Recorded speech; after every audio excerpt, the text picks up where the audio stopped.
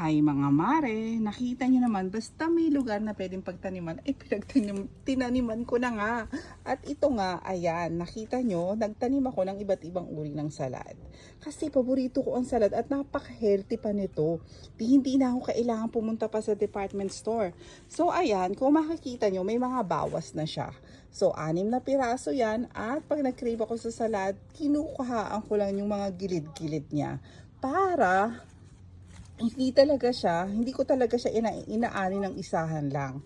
At napakabilis lang magpatubo ng salad. Salad mga mare. As in yung mga buto, parang pechay lang to.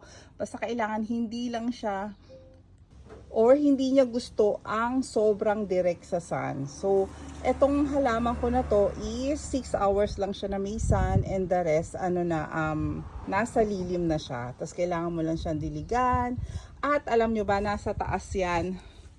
Bakit ka mo tinaas ko yan? Kasi alam yan ng mga plantita. Dahil may mano kami, nakita nyo yung anak ko, dahil may mano kami, ayun o, ayan. Favorite din nila yung mga salad na yan. Kaya itinaas ko. At ang isa pa, pagkaunting ulan lang at nasa lupa sila, ay uunahan ka ng mga suso. Napakaraming suso dito sa Germany.